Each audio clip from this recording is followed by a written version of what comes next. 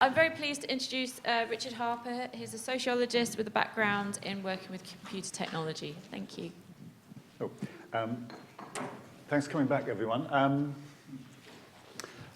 Susan started her talk with the question of what is a person, and that's going to be the subject of my talk this morning, although the way I'm going to treat this problem is not from an exegetical point of view. It's not going to be much from a philosophical point of view.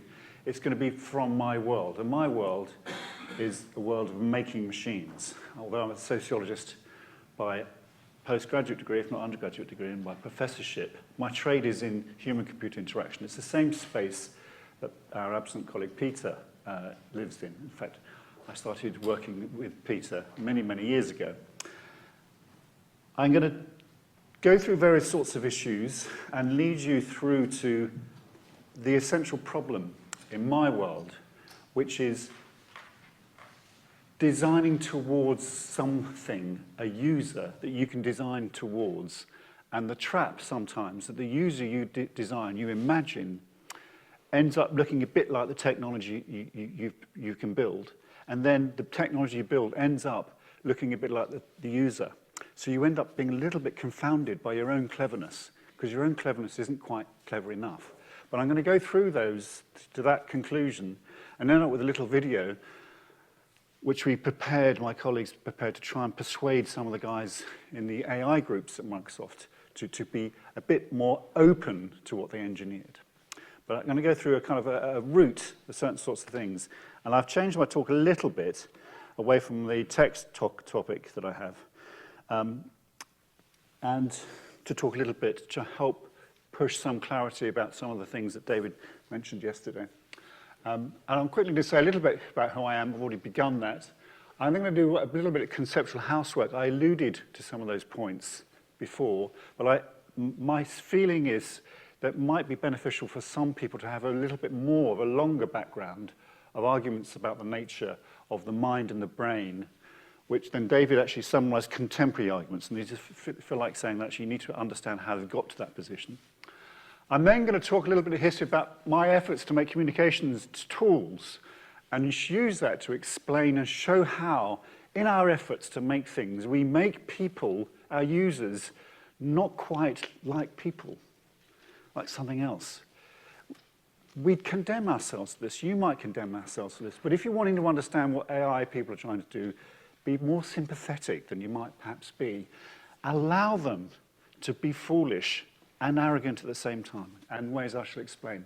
I then talk about, I think, a fabulous book, or the concept of metaphor, and some of the readings I thought I'd bring to bear today were pertinent to this community. So I think Dennis Donohue's book on metaphor, he's a theologian by training. Whether he is Christian or not is perhaps a separate matter.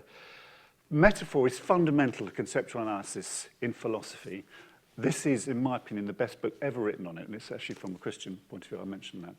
And then I go back to some more stuff, speech-based systems, that's the AI, and then I'll end up with this call to open up possibilities. So, I'm going to start a little bit of conceptual housework.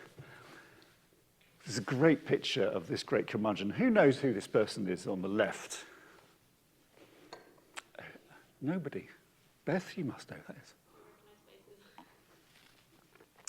Well, that's Gilbert Ryle. People have heard of Gilbert Ryle? Ghost in the Machine? So who's this dude, this 1960s dude then? No one knows that? Oh, that's Donald Davidson. Why am I mentioning this? Well, what I want to warm ourselves up with is Ryle wrote beautifully and provocatively, and his book, Ghost in the Machine, is one of the most joyous reads in philosophy. And basically what he argues and tries to convey is the distinction between the mind and the brain. And he says that the brain is a physiological phenomena. It's in a certain place. It has certain sorts of properties. The mind is a label for certain other sorts of activities which sometimes evoke a coterminous location with the brain, namely in the head. But conceptually, those categories do different sorts of work. So the example I used when I was talking to Susan in my question to Susan had to do with football. According to Ryle, you would describe the biological mechanics of the football player. You could examine the neurological behaviors inside the brain when they're playing the game of football, and you would learn a great deal. But you wouldn't learn about the game of football. If you wanted to learn about the game of football, you have to watch the game of football. You have to understand what the purposes of the football are. You have to understand the tribal feeling of the supporters. You have to understand the social life of football to understand and describe the moral order of the game. You won't find the moral order in the brain. You won't find the moral order in the muscles. It certainly is the case that you can learn about the limits of a game by the features and properties of the body. His point was that you mustn't conflate the categories. And for many, many years in philosophy, such conceptual distinctions were fundamental.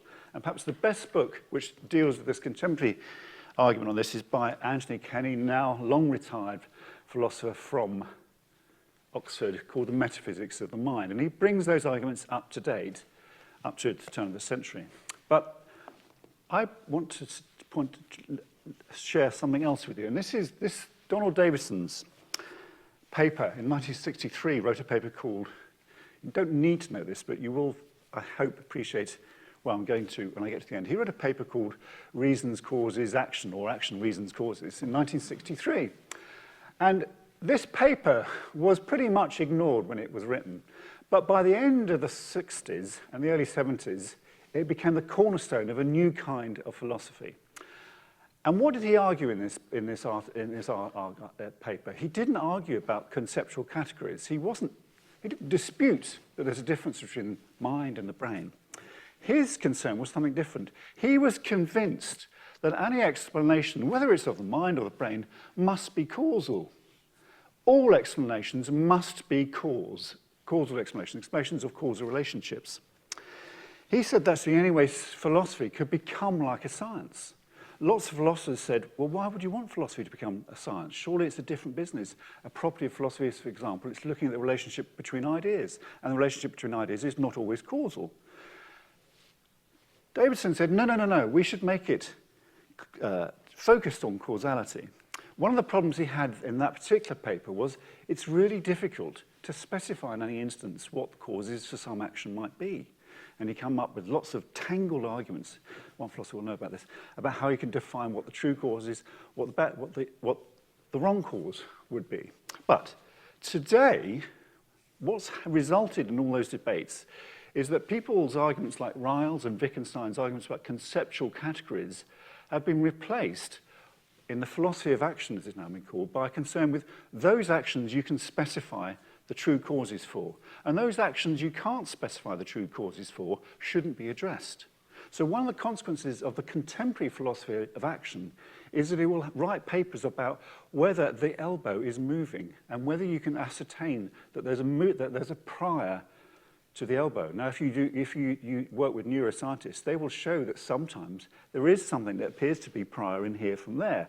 The question is how you might distinguish the tautology of asking someone to move their elbow, seeing an action in here, and then the elbow moving. So there's some strange kind of arguments that are going on there. But the point about this is that contemporary philosophy has reached itself into a concern. A lot of contemporary philosophy of action is only concerned with elbows. So philosophers like Least, in a great book in 2000, said that philosophy has killed itself off. All it's now interested in is elbows and whether you can do prior arts of elbows. What about reflection? What about thinking? What about pausing in human interaction? What about playing the game of football, for example? That's not of any interest to most philosophy. And what he then also says is one consequence of philosophy getting itself into this dead end is it's opened up a space for another set of people who call themselves the philosophers, who are not really doing philosophy. They're doing an empirical science, but without the technique. And that's people like Andy Clark, Gallagher, who are doing embodied cognition arguments. Basically, they're untrained scientists pretending to do science with the language of philosophy. But they're not doing philosophy because they're not arguing about concepts. They're doing empirical descriptive work. The quality of their work is often very, very dubious because they're neither good scientists nor are they good philosophers. And if you really want an interesting example of that, someone who's very sympathetic to the religious point of view, Neville Murray was a professor of ergonomics, a great scientific trade, and is now retired. And he's written this book about the problems of contemporary philosophy and the problems of the arguments that muddle the mind and the brain together. Now, my point about this is that when we now look at arguments about AI and how AI turned to philosophers, they're turning to a certain sort of philosophy, a materialist philosophy, a dualist philosophy, stuff we learned about yesterday. But if you look further back in the bigger picture of philosophy, there are larger arguments which are important, and I think are important for this community, to do with concepts and their arrangements. Now, I'm going to move into a different topic now, and I will come back to some of those arguments shortly. Now, I'm going to talk a little bit about my history. My first permanent job was down here in Cambridge at Xerox. Xerox had a research lab, and Peter Robinson actually funded one of the PhDs in the lab, a guy called Pierre Wellner. But anyway, what we were tasked to do in this new research lab, the satellite of Palo Alto Research Center, or Xerox Park, where the WIMP interface, all the kind of primary stuff you see on your machines were invented, we were tasked to inventing the new technology for distributed knowledge work. Distributed knowledge work was going to be the future. Kit, devices, these laptops were expected to be expensive machines, so the only people who would be using them would be business people. Business people would be working wherever they were in the world. You'd need to be spatially distributed. So we need new communication systems to sustain them. So we built the world's first set of offices in which every room was connected to every other room, basically by TV. And you could not only see every other room on your TV screen, but every other room could see you. And we built some fantastic gizmos and user experience aspects about this media space. So that, for example, when I wanted to see a colleague's office, I would press my mouse, select my mouse, and select their icon, and in their office, that sound would happen before the video connected. So lots of very humanizing and fun sorts of concerns were developed. But we were convinced that we hadn't got the right solution. We were convinced, and we convinced ourselves, and we came to agreement around certain sorts of notions, that the problem had to do with visual parallax. And what do I mean by visual parallax? When we were using these sorts of systems, one of the things that you would find quite often would arise would some person would be looking at the screen representing, letting them see an office in another space, and then they'd say, oh, you know that thing I was reading over there? The person at the other end would see them hand pointing over there and wouldn't know what they were pointing to, and would have parallax problems. They're seeing things differently. So our engineers and our managers thought the way to solve this problem was to replicate how one person saw in their office exactly in another office, so that I was, as it were, could put my eyeballs into my colleagues' eyeballs. So as they saw their office, so I could see through my screen their experience. And we built this particular application. It was very elaborate. This is not quite a version of it. And we built it so that when you saw through the screen, what you saw was what the other person saw. And as they moved, so their camera moved. It had certain obvious problems, like you couldn't see yourself on the screen, things like that. So you'd end up people saying to you, I can't see you. The goal, though, was to imagine that communication was about exchanging bodies. To use a word that's been used, to imagine that the eyeball is scaffolded in a particular body, and the purpose of communication technologies was to create a simulated scaffold so that your eyeball was in someone else's scaffold, someone else's body position. We built the system, used it for a couple of weeks.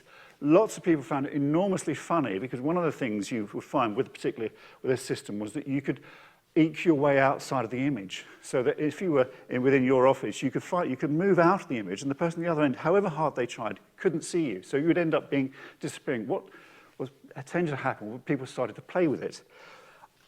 We tried to write some papers suggesting this enabled us to be more effective in our work, but we couldn't show that there was any more effectiveness in our work. We built a really expensive piece of kit that no one actually used for work. They only used it to play. Our managers weren't very impressed with this. This was the world's most expensive building at that particular amount of time. Anyway, it was packed up because people found it vexing. They quite like to look through a screen to see into, as it were, a window into another's room, but they really didn't like the idea that the system could let the other person replicate how you were seeing things in your specific point. It wasn't because it was sinister. It was rather like, why would I want to? I mean, why would they want to be seeing what I'm seeing? The reason why I'm having a meeting with them, why I want to talk to them, is because I'm talking about, for example, some algorithms. They don't need to see what I see. They need to understand what I understand. So when they started saying this, we began to think perhaps we've misunderstood what our user might be. We tended to treat our user not as a thinking creature, but as a body creature that saw and wanted to support that body creature's way of seeing by replicating that way of seeing. Then we began to get a slight intuition that perhaps our notion of the user was misleading. But we also had to admit that that notion of the user let us build something. And one of the things our managers wanted us to do was to build something which was big, use the audio-video system, look novel, that nowhere else in the world had it. On that basis, we got our budget. We didn't have any interesting research on that. But at the same time, we built something else on a Unix system called X Windows. And we built this little application which was designed to help us manage our research projects when we were using the media space. And then this little system was meant to be then, bear in mind this is a long time ago, state-of-the-art management or knowledge creation tool. It was a multi-editor system, and it had a line on it. You type in the first line, and then any of the other users on the system, you can have 4 or 5 other users, could type a next line, so that you could have more than one line being created at a time. We originally thought this might be a new way of creating a tool for joint editing, shared editing. What we found was that people hated to be typing on the screen and then someone else would start typing on the screen on the next line. You started having arguments. So what you do is you phone someone up and say, listen, I'm going to use the editor for 20 minutes. When I get to the end of the long paragraph, or I'll phone you up, then you do a turn-taking system. In other words, we built this little application which was meant to be part of the media space that was actually technologically quite sophisticated. Having more than one pointer on a distributed window system was quite an achievement. But nobody used it for what we wanted to use it for. But what was happening was that a lot of people were using this particular joint editing system to do romance. There was one particular couple in the top of the building would start cooing with each other between Paul Welsh and a couple. And people stopped using the X Windows system, this particular system, because they started realizing that probably there's a bit of lovemaking going on in it. And it was a great way for these two people to play. They would send little messages to each other. And as they were typing a message, the other person would say, I know what she's about to say. He would type back. And they loved it. And they were very embarrassed about it, but they liked some things they really liked about it. So when he turned it off, there was no record. It was gone. What we'd invented was instant messaging. And what is instant messaging for? It's for people to play, but it's for people to make words to share with each other. All our efforts, $5, $6, $7, $8 million worth of efforts, were put into making systems that treated the user, the human, the person, as merely a person that needs to see like another person. And as part of the background to that, we built some clever editing tools for joint editing, which weren't used for that, but for use for people to play. And they played not by looking, but by making text for each other. So, where am I now then? What have I been doing more recently? So that's the summary of what I've just said.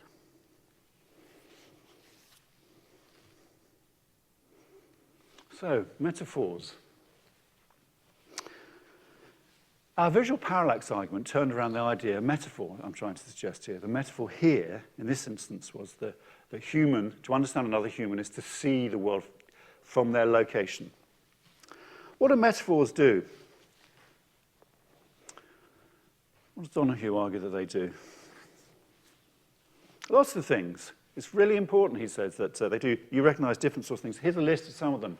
Sometimes you use a metaphor to show that things are similar. Not to show that they're dissimilar, to show that they're similar. But sometimes you draw metaphors to highlight distinctions. So in this respect, these two things are alike. But actually, that's not the important respect. Another aspect of that particular phenomenon is more important. Sometimes you use a metaphor, and once you've deployed the metaphor, you can never see the world the same again. That thing thereafter is always seen in a new light.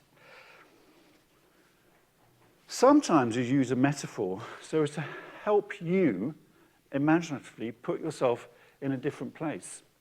The purpose of using a metaphor is to encourage you to think not how that thing can be seen differently, but how you might see the world in general differently. And one of the arguments Donahue makes in this particular book is that that's key to the sacrament, for amongst other things, is not that that the metaphorical rendering of objects on the altar is significant. It's that through that process, you feel that yourself, where you are, has shifted. They can also motivate, and this is what has been the problem in my world, what motivation might be. How do you motivate people to engineer something? How do you get a bunch of arrogant, highly educated, ambitious, money-seeking researchers to work together?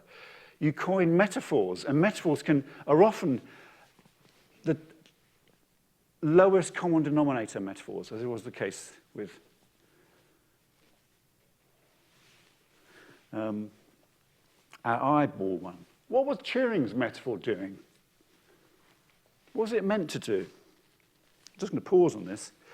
Was it the case that Turing was saying when he said, if we could get a machine to do the arithmetic as well as, if you don't read the paper, but read the history of his work, and the paper glosses this, the analogy he was seeking was whether he could get a machine to work as effectively as ladies called computators.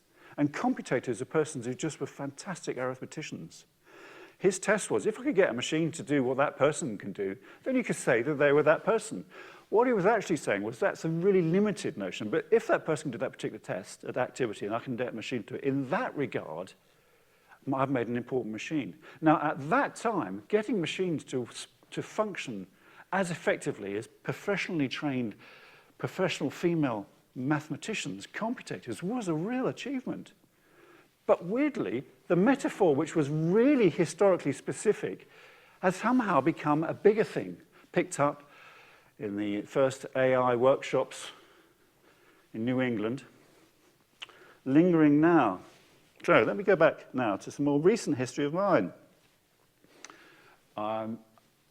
My last big project with Microsoft after 10 years I thought I'd done enough, was working with the speech engine folks. Cortana. Cortana? Some of you will have heard of Cortana. Cortana is Microsoft's version of Siri. What's the ambition with Siri? What's Cortana? What's the ambition? Here it is. I've summarized it. It's to make spoken dialogue systems as good as spoken interaction between persons. Lots of very clever things here which are not satisfied yet by Cortana, not satisfied by Siri, indeed not satisfied by any speech dialogue systems. There's a distinction between modeling the logic of language and the need to tie that to pragmatic actions. So to point out a you here is evidently not a real you that I'm pointing towards. It's an abstract you, even though I'm gesturing one particular way. The deixis of my circumstances, the specifics of my circumstances are giving meaning to the words. What they want to do is to be able to map every activities that people have, where they've been, who they're with, what the prior task was, what's in their diary, what they will be doing next, so that they can deliver both the logic of the spoken words and linguistic properties of language and pragmatic properties to come up with a perfect system that speaks like a human. The goal, and this is the phrase they use, was the mantra of the company for a while, Microsoft, to produce a machine that will speak naturally as speaking to a person, or rather that if you spoke to it, it would feel as natural as speaking to a machine, to another person, and the machine would talk to you as if it was natural to the machine. And what follows on from this? If a machine can talk as naturally as a person, then for all practical purposes, it becomes equal. So when I started working with the speech guys, they were so impressed with their engine, and it is a fantastic engine. In fact, all the big IT companies have pretty good speech engines. In fact, many of the PhDs in the computer science department here will have pretty good speech engines. It's a really easy technology. It's downloadable effectively from lots of freeware these days. But they suddenly start saying something else has happened. There's a kind of transformation. They've invoked a test which was conceived of many, many years ago, 60, 70 years ago, Turing's test. If the machine can speak naturally, then surely the Turing test has been passed. But if the Turing test has been passed, and this is what pertains to this conference, then wouldn't people want to talk to a machine? If the machine is, for all practical purposes, as competent as a person at articulating, and if articulating is what persons do with other persons, then what would make this different? Surely then, they would say, people would want to talk to Cortana. But it seems to me, well, something odd has happened here, and this is kind of one of the traps of using metaphors. Susan mentioned this when she talked about Brooks in the opening gambit, her preamble. She said that one of the problems that Brooks has identified with the Turing metaphor, or metaphors in computer science, is that the metaphors reverse themselves. So instead of that being like this becomes like that, and you reduce what you do. And likewise here, what seems to be the case is because a machine can speak, and because persons can speak, thus they must be equal. But all a machine is doing is using language. All it's doing is using voice, not sound, systems to issue commands. Why do we need to think that that's essentially what humans are? Let's think about it.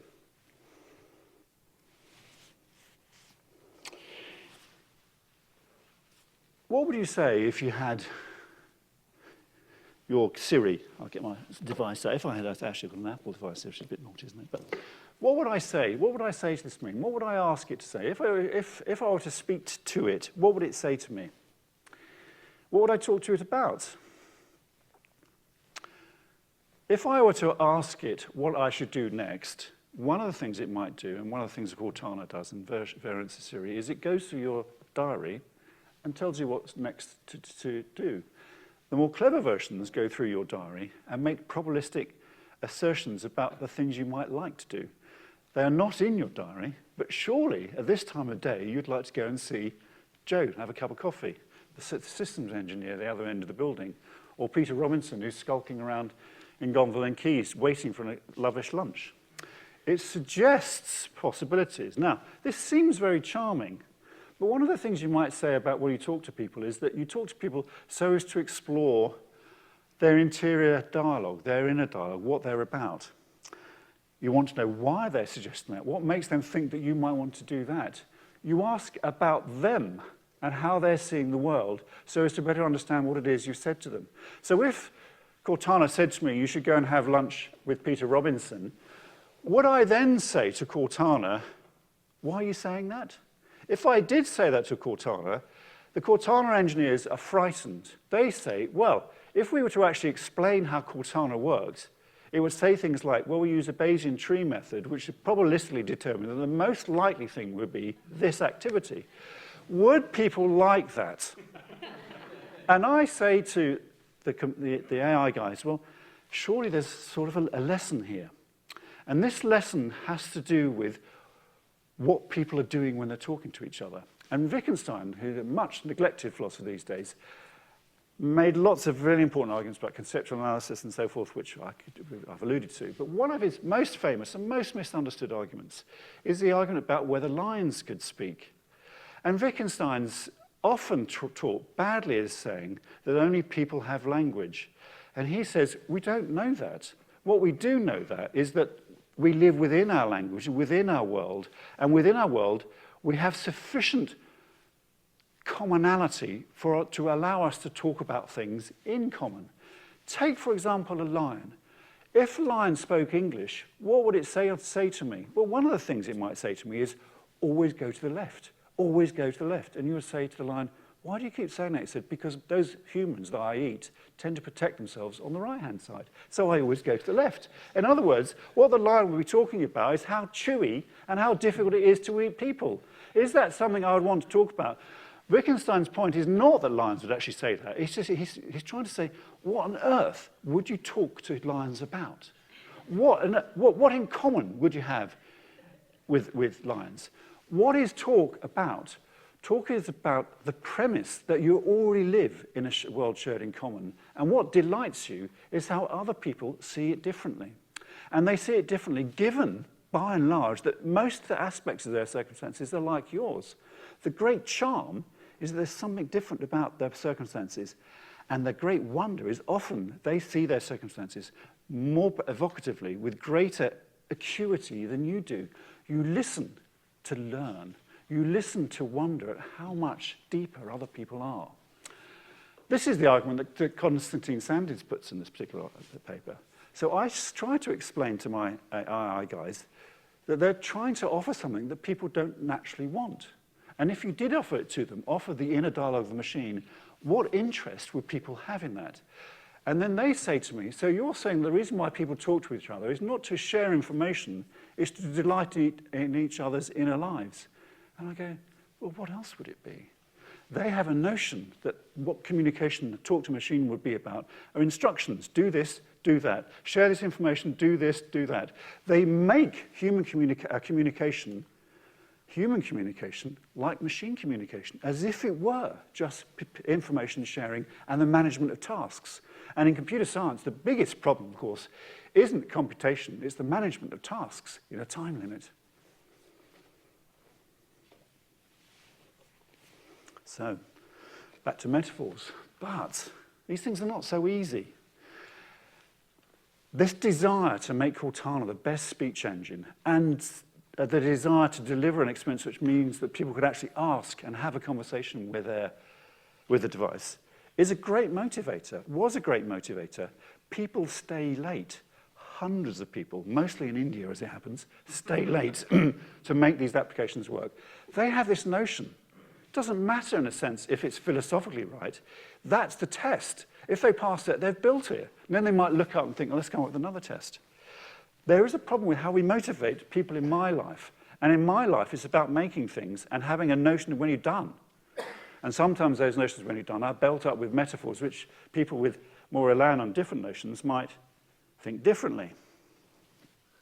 So, metaphors. For some of you, how many of you mathematicians know what that equation is on the left? Yep. So, what do you see, Gallagher? What do you see? Oh my goodness, in Andy Clark. A human is this. Do they mean what Norbert Wiener said in the 1940s, and even though they don't cite him, that much of ecological systems, biological systems, can be modeled as information processing systems? Yes. Does that mean that you can say what a human is only that? That's what Andy Clark says. Oh, for goodness sake. What you should be saying is that in important ways, that is a correct representation of some ways of examining what people are about, but not everything that they're about. For example, why would someone talk to another person? It's not a Bayesian gamble to find out what's going on in their soul. It's just a question. What are you thinking about? This isn't a question of maths. So let's move towards a kind of closure here. What is a human in search? PageRank algorithm? It's meant to be a clever, intelligent algorithm. It's a really straightforward algorithm. All it says is that if you have a web page and other web pages, some web pages, if you go from one web, so for example, in my case, my web page goes to my publisher. That transaction is infrequent. My publisher has a web page that goes to hundreds of authors. So if you want to judge which is more important, if you say Polity Press, my most recent book, for example, do you go to Richard Harper Polity page, or do you go to Polity Press? You go to Polity Press because it's more likely that that is a more significant location. So you weight the movements between pages. That's all it is. It's a very obvious, straightforward set of things. But when you have powerful and effective metaphors like that, you end up doing things, in my world, where this computer science problem becomes solution becomes isomorphic with the problem. And the brilliance of it tells you, think what we have with PageRank. Solves the problem of information search and retrieval, but it leads us to assume oftentimes, even ourselves, that what we are information foragers, that we are like students needing to go to the library to find things. And we even alter our behaviors when we're idling on the couch, playing with nothing to do on YouTube, imagining how to find things as YouTube as if we're an information forager who knows what the target might be, rather than someone who, for example, is just wasting time. If someone's wasting time, what relevance does the PageRank algorithm have? The PageRank algorithm is about delivering things quickly, but on the couch, you don't want quickness.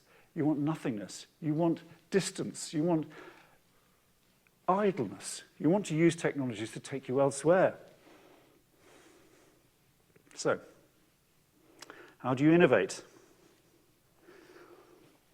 Well, I'm 55, 56 now. One of the things I've learned over the years is you innovate by making agreements, bargaining. And I've learned that you bargain with people who have ferociously different perspectives. And the trick is to bargain such that everyone is equally excited. And one of the things you do is come up with gross caricatures of users. Those gross caricatures will upset some people and upset other people less. But it's only the gross caricatures that gets you to be able to do things, to build things. One of the things you have to do when you're trying to persuade, say, engineers to work is not to say to them, we have the perfect notion of the human, that the human, for example, is a person that lives in God's grace. They'll go, well, whatever. What is it I need to do? And what it is you need to do is something that is tractable. And one of the things which are tractable are often, for example, physical actions, like a turn at talk, or being able to see another. They're things that people engineer towards. It's not always the case that they're engineering towards something much greater. The value of metaphor, then, is twofold. It's the way that we can organize people to get done, but it can also be, and this is the issue I think you guys need to fathom your way through, is that don't mistake metaphors which you use to motivate with metaphors which are meant to assert something about how the world is. Now, as it happens, and this is my peroration, many people in the AI world have become intoxicated by their own metaphor and have neglected to think that Turing's metaphor was just an effective metaphor for engineering problems in the 1940s. They've celebrated the success of certain new sorts of techniques. The capacity, for example, to have really effective speech engines as proof that something's been achieved, that we've made a person. What they mean is they've created a really effective speech engine. Why they then need to say it's made a person is confusing. But to get to that speech engine, they use that symbol, that goal. They move towards it. Now, they should let that goal go away and then look at the thing that they have in front of them. And one of the things that I was trying to work with the Cortana team was to say, stop thinking about dialogues with a machine, that the person would talk with the inner life of the machine. Think what circumstances people might want to have information related to them via voice. When is it appropriate? When is it not appropriate? Voice is one big problem, which is that it's contagious. Other people can hear it. Whereas when I'm typing. When you see something, you can see from the beginning and see to the end how long it is. When you listen to words, you don't know how long before people finish. I've been going on for 45 minutes. You kind of knew that. But when a machine starts talking to you, you don't necessarily know how long it's going to take. If it shows text, you can quickly scroll down and say, oh, I need to give myself 5 minutes to read this.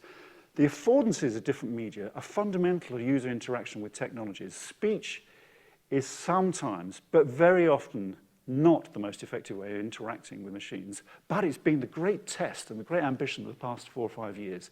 And the success of the products, or rather, the engineering success of the products has been something the AI guys have celebrated. Now, as it happens, Siri, Cortana, if this is my last note, are all a failure in the marketplace. People play with them, about 20% of users will play with them for a week or two, and then it patters off, and there's just very occasional use, which seems to be related to the circumstances in which they use. For example, in the car, for example, in other places where you can't use your hands effectively. No one has elaborate conversations with their computers. You would never know that from listening to the press, listening to reading the literature about AI, that the great success of AI in terms of the AI's known notion of what success might be, is not a success by ordinary people who realize that talking to a computer is just a command and control relationship. It's not like talking to another person, because it's only a computer. It's just a tool. The fact that it can talk is a simulation of what talk might be, but it's a method for me to understand how I can tame this machine to my ends. And that's the end of my talk.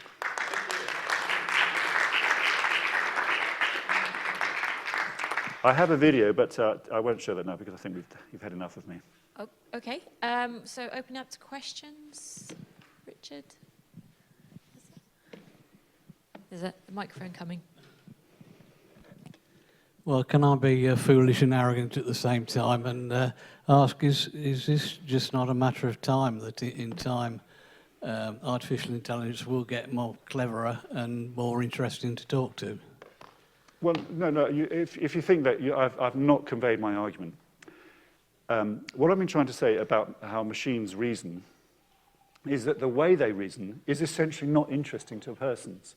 Because when persons talk to other persons, they're interested in how that person's thinking, given that they share an experience in common, being human with a past, with loves and hates and lives. They're not interested in how machines use very clever probability statistics to make decisions. It's profoundly uninteresting to them. Could I listen to a machine, my Siri explain to me, or my Cortana explain to me how it's determining what it thinks I might want to do next? I could do, and now certainly a few nerds in the computer science department probably would want to find that out. And one of the things they might find out when they do that is actually it's really difficult for a machine to sensibly articulate that in the few moments it's given by the listening person.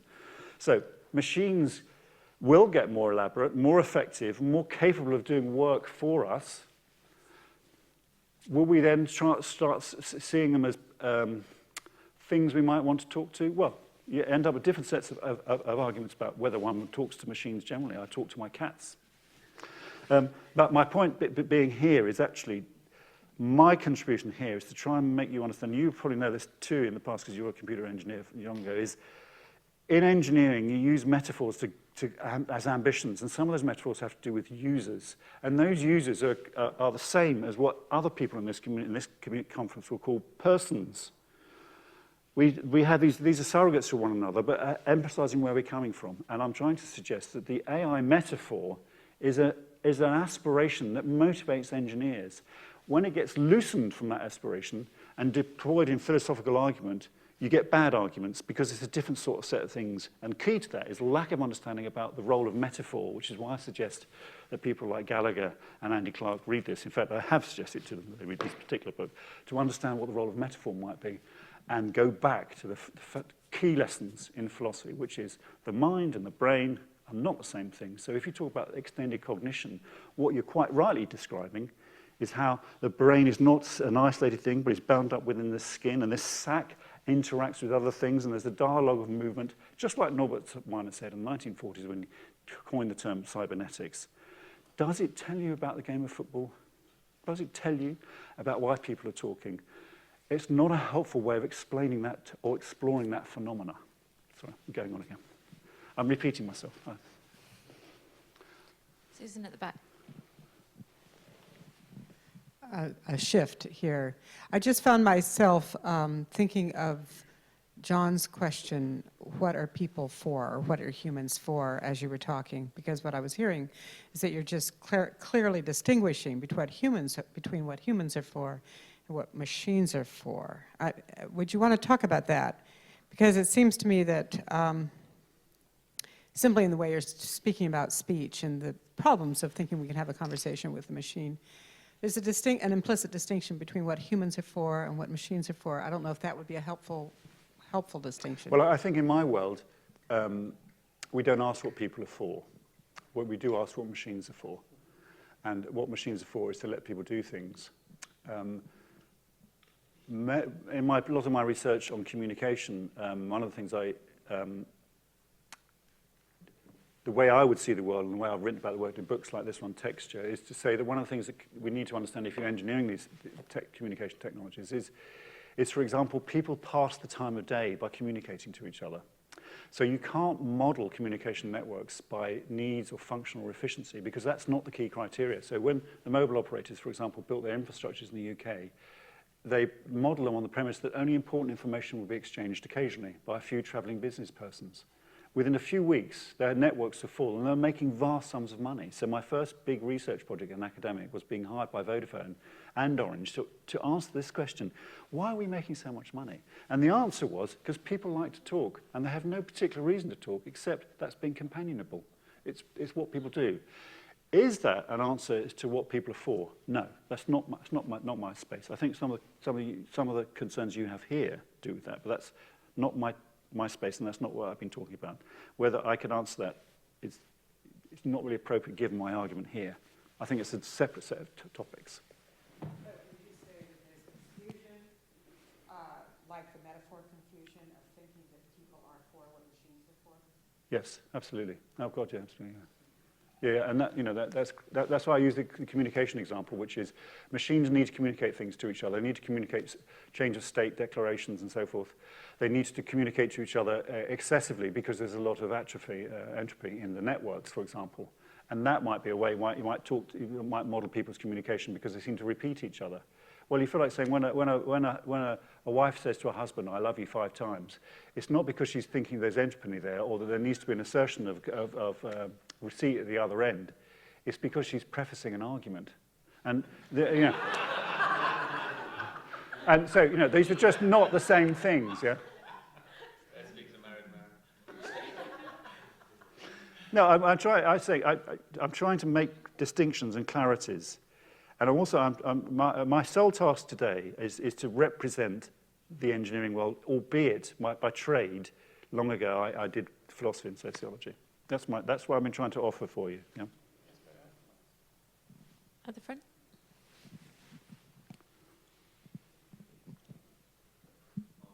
I see a kind of two-level problems in this kind of, I would say, impersonation of communication through a machine, and then relinking it to the level of the personal communication. The two problem is, one problem is that of reverse engineering, because you bring back the entire behavioral pattern and features of language use into a kind of understanding which is mediated by the machine. Yeah. While it may not be necessarily mediated by the machine, rather it could be either an extra bit of meaning, as metaphors would bring in, or it could be a little less understanding than what usually this kind of language use without the machine interface would have meant to the people concerned. Yeah. Which is a problem of reverse engineering. Yeah. That means you cannot restitute the meaning back into its place, even either by using machine or even by normalizing and naturalizing it in terms of personal communication. That's one problem.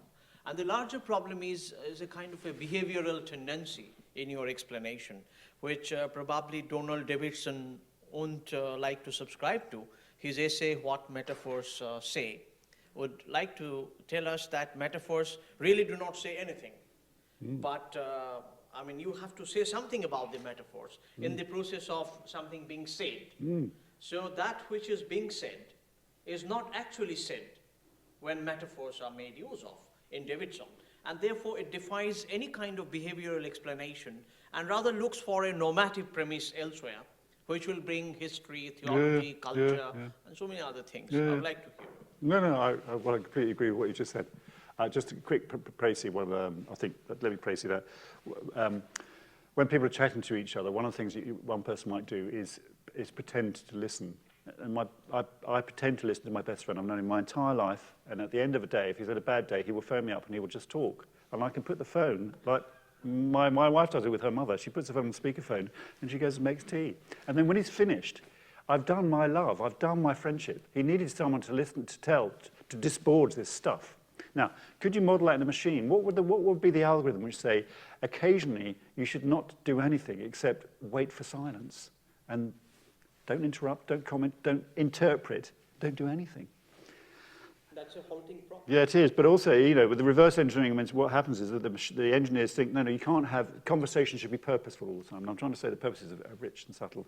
This other argument has to do with Davidson, who lamented basically what he set up in his paper in the early 1960s and viewed his career as a failure. And it was a failure because of the kind of tangles he got up with. He's saying, if his argument about causality was right, some things like metaphor are things that are specious, spurious. You can't really think about them. They're insensible. How can metaphor have causal foundations? It must be myth-making. It must have no causal auspices. And he was trying, he was as a man who felt as if he'd dumbfounded his own trade, philosophy, and I think he was right.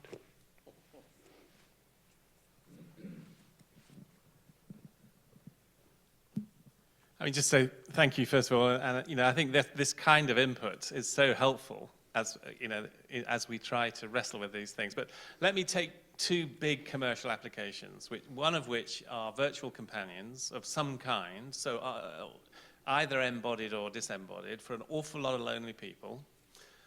And the second are virtual therapists of the sort, Sim Sensei, that I showed. Now, both of those potentially are big commercial applications. It is argued, there are millions, if not billions, of lonely people on the planet, etc., etc.,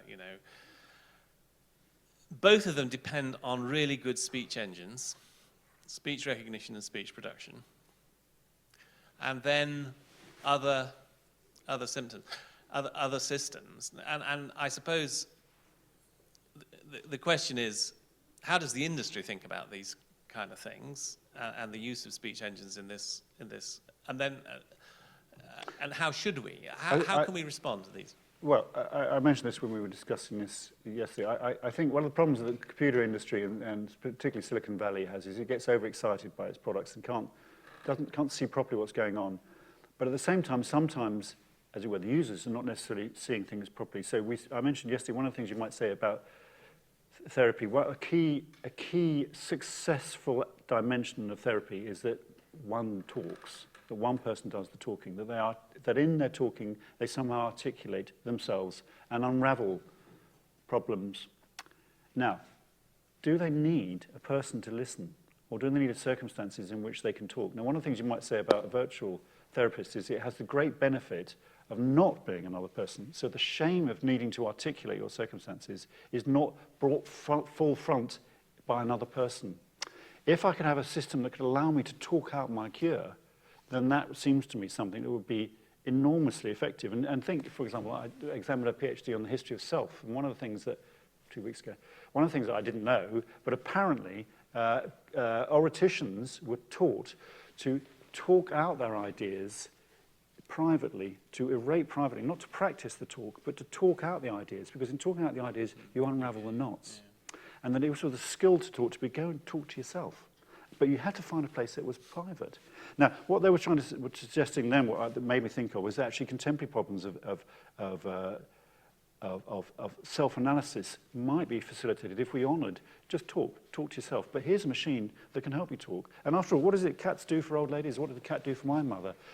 He was the mog that my mum talked to, complained about her children. Well, it worked for her. She loved the cat, and I don't know if the cat had much of an arrangement involved. It wasn't much involved in it, but she needed something to let her do that talking work. So I was trying to assess that there are opportunities for technologies, but the category that the technology is labelled for and understood as needs to be thought through properly. And I do think you can have instances where speech engine-enabled therapists can work, whether you call them therapists or whether you call them speech, I don't know, a new name. Yeah. You need new categories for these things. Yeah, and what's exciting, I think, in my world is we're making new things which should have new categories. Yes. And we fight with these old categories. Mm. And we need a new category. What's wrong with a new category for that? Mm. That's my view is that the problem is to create new vocabularies. I personally don't think that there's anything epistemologically significant about the fact that it's a machine that can articulate through speech dialogue systems as against a diary which lets you write your words in. I don't see epistemologically any fundamental difference there. I think what you have there is a technology that allows you to mirror yourself, and in the process of mirroring yourself, better understand yourself. That one technology might have some hardware and algorithms which have grand labels, like this is an AI machine. Well, I just ignore that. Doesn't matter. But explaining to your mother that actually now she can't speak to a cat or for whatever reason, here's a much better now, and here's a companion you can talk to, and we'll talk back to you, and explaining to your mother the niceties of the fact that this is really just an echo chamber, it's simply reflecting back to you, it isn't anyone special, there's nobody there, Isn't that what a lot of therapy is, though? But how successful is that likely to be when explaining to people? Are they much more likely to do the natural human thing, to talk to the thing which talks back to you? But the answer there is to explore, to try out, to see how these things unfold, to iterate, to do design, to figure it out. it might turn out that if you explain to people, look, the key aspect of our therapy is your ability to articulate your circumstances is to teach you to talk. If you can do that without another person, it's half the price. I mean, there's lots of issues that are going on there, Right. But the first problem might be to try and persuade people that their problems are ones that can be talked out. If you can persuade someone of that, you've made an enormous step already. But behavioural therapists would say that's only part of the issue. David there.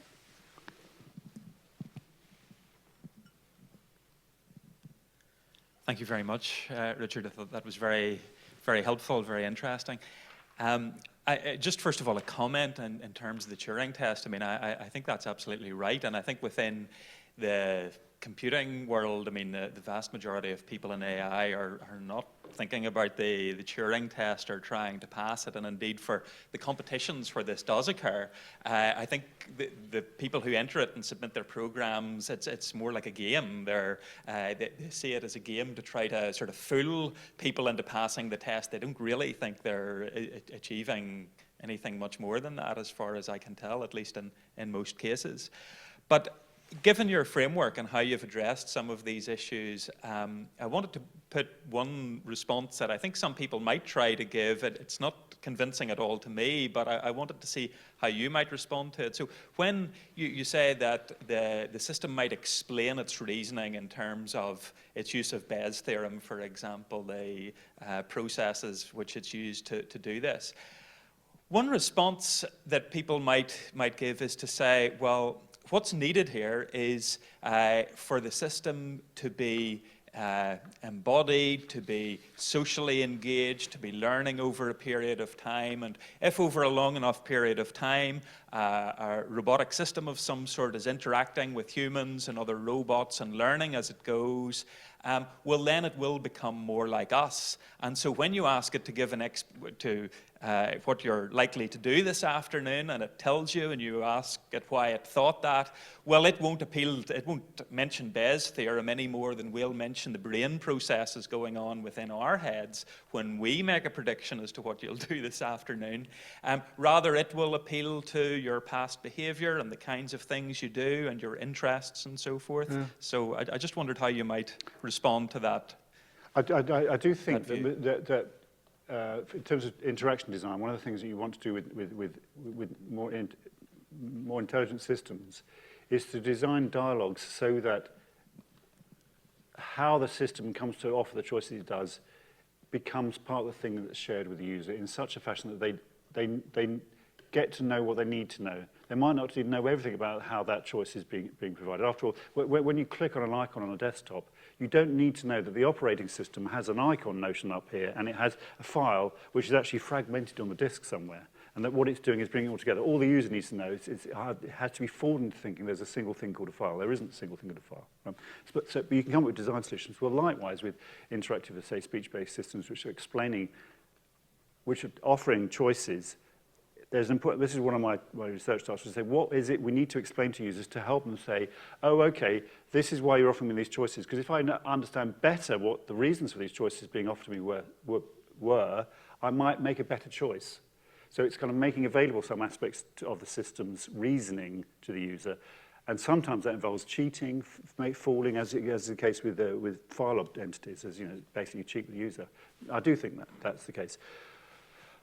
Would that process result in the designs coming out to look like the embodied articulations of persons? I don't think so, and I don't think so because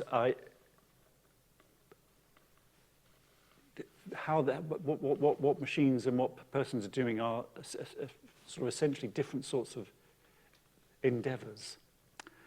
And the moral auspices of human endeavour is a premise of how we understand that activity. Whereas when you interpret a machine, you don't interpret the moral endeavours of the machine. You might interpret the moral endeavours of the creator of the machine. So we have a certain way of treating machines, and I think it's a proper way of treating machines.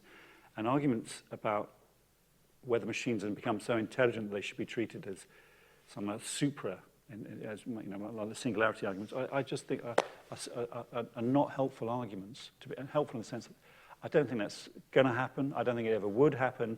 I also think it's frightening us and stopping us actually engineering better machines. That's my view. Yeah. But just I do think there's an opportunity for certain communities to think anew about their own concepts, about what intelligence might be, about what personhood might be, about what moral culpability might be, about what inner dialogues might be. And here's an instance about that through a reference to a kind of an engineered imagination. But I don't think that community should let itself be frightened. Because you don't think effectively if you're frightened, because you're worried. You shouldn't be worried, you should be confident. Can we stop? I think we should stop. Everyone put needs tea. I've had enough.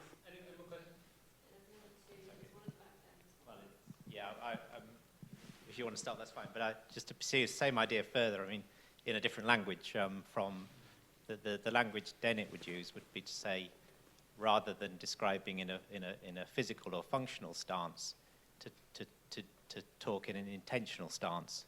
So I suppose the engineering project is to build a computer which has a concept of an intention and can talk in the language of intentional stance.